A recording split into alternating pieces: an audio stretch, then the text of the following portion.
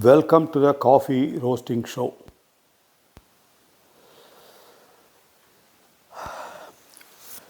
A lot of people will like coffee, and I don't know how many people really looking for a very good tasting coffee. So really, when you want to have a very good tasting coffee, better to go to some good shops, privately owned shops. Don't go to the big chains like Starbucks. Starbucks is one of the worst coffee I ever drink. I mean, outside in a professional establishment, that's the worst coffee. But a lot of people like something there, that's fine. I generally, when I want to drink coffee, when I am on a visit, I go to privately owned coffee shops, independently owned coffee shops. They give, for instance, not now it's a pandemic, otherwise they give in a ceramic cup, a nice cup. You can go and drink and the coffee tastes differently. If you go to a big chains, usually you get it only in a paper but in a paper cup they will give you. So, and you can drink there and they don't bother you, or nice service and all that. And the coffee is real good. Trust me, the real good. You go to the Starbucks, drink own coffee, immediately go there, go to a guy across there, nobody will be there, some 5 miles away, drink a coffee, you will see the difference. When my son comes here, we used to go to, there's a place called, I forgot, that was nearer to my older house. So we used to go there just to drink the coffee. Morning he will wake me up, I will go there. I don't drink at that time. He used to drink, he used to force me to drink Cedar and things like that. And then when I go to his home, he made his own coffee, he has nice setup. Then finally after 1 or 2 years, few times to Boston, then I tried to do it at my home, and then that's how it started after my age 60. So the last maybe 12, 13 years I am drinking coffee. And most of the time I do this as a research, meaning not research, hobby, just making different machines, doing different things. For the last couple of years, 3 years, I started roasting my own coffee. And I did about 6, this is the 6th machine, 5 machines before, and then this is the 6th machine. This is much more manual and very simple and nice one. So the third, I think I went to all completely computer control and all that. So it was doing fine. But then I become irrelevant. So I went to this model to make myself relevant and making it more challengeable. Okay, what this has to make if you have something already, if you want to improve your coffee, the first thing you have to look at is the beans. Second, the grinder. The third is the machine. So the people buy the other way. People spend more money on the machine. They hardly spend any money on the grinder, so they never improve the coffee. Then they buy the 1-year-old coffee in some cheap place where you buy $6 a pound roasted. This one here I pay about $6 a pound for a unroasted coffee. But now the same coffee, if you go to a specialty shop, they sell it for $22 per pound. So $6 coffee becomes $22 or even $24 in some places. But the people who have this machine buy a $6 roasted coffee, so you can see how the quality is. So you have to first have the nice roasted coffee. There are a lot of cheaper machines and all that, so I am not going to go into that. This is meant really, here the hero is this machine. And so I am going to start right away. So this machine, so to roast the coffee, we need a heat source, a gas stove, or an electric or whatever. Then we need a pan and a stirrer to stir the coffee while roasting. Then there is a green coffee. The green coffee, I have some here. The green coffee, trust me, they have several, they say so many things, teasing things, all selling, and finally money. Like for instance, Kona, produced in Hawaii. So because it's a white man is producing it, it may cost minimum $30 to $80. But that doesn't mean that's better coffee, because these people who have paid more, they always say, tasteful. But don't go for that. I tried all of them, wasted a lot of money. Yeah, simple, reasonable, nice $8 to $10. Right now it is about $8 to $10. It used to be during the pandemic, and before it used to be around $6. Now it's about a couple of dollars have gone up, because most of the people went out of business, I think. So the people who are remaining, they raised the prices. Not only coffee, in all fields the prices have been raised. So now let us see.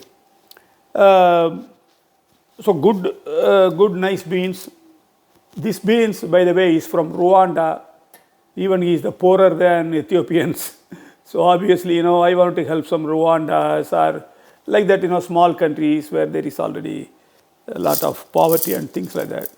So I buy Rwanda, then I buy one more called another poor country there next to Rwanda. So like that, I do. Ethiopia is fine, but they are also not very rich people. But Ethiopian, the prices are going up. Not only the price, but anyway, I do occasionally buy Ethiopians too. Only in Africa I pay. All other fellows are rich guys. Okay, now this is my pan. This one. You see it there?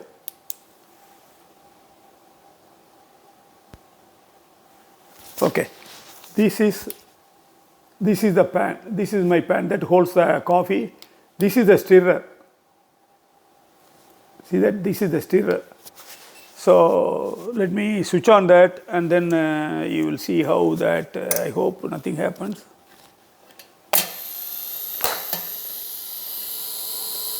So that's how happens. Now let me load the coffee.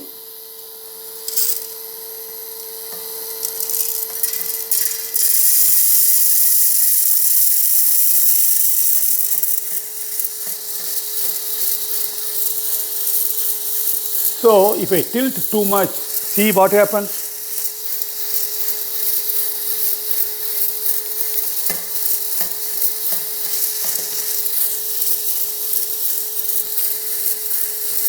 This area, the coffee doesn't move.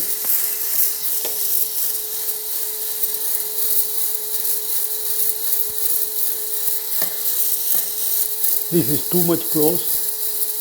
This is the right. Okay. Now, so what I'm going to do is I'm going to lift up. See that?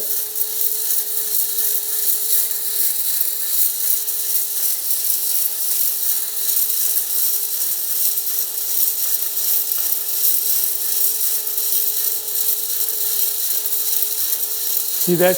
Now it's rotating. Maybe I should tilt a little bit.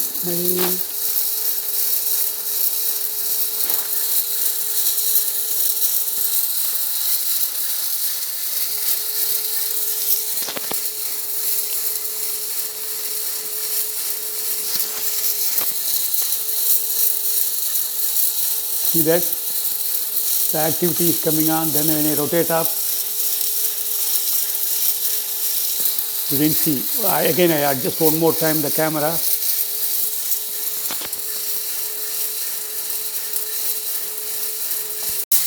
Okay, now I increase the speed a little bit to show the beans that is moving around. Look at it. Now it moves. If I tilt it normal, you can see that the right side too much beans, and then the left side it goes down. When I keep on tilting, it comes down, and then after a while there is no movement on the top. But so I have to put it on optimum of something like this, so we can see the beans while all the beans are moving around. But sometimes I want to see the color. I could go like this. The beans are slowing down on one side, so that is good. I can see the color while it is not moving.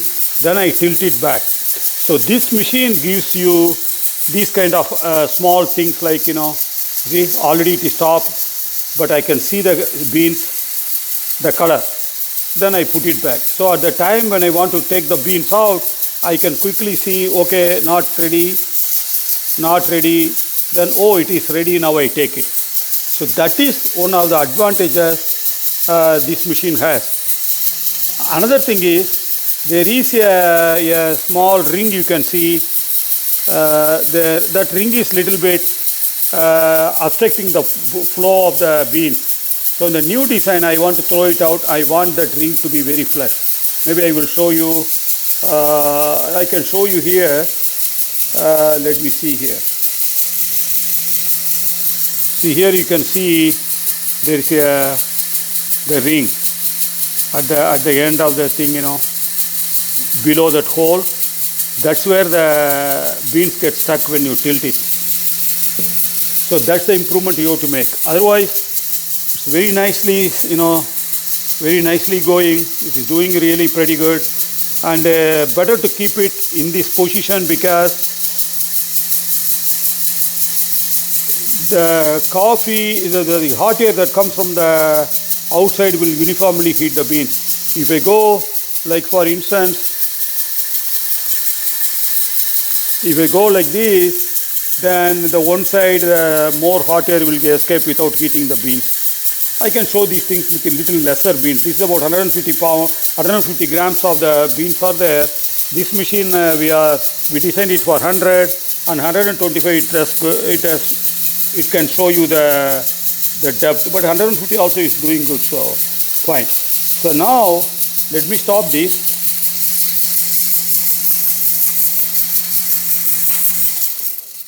Okay.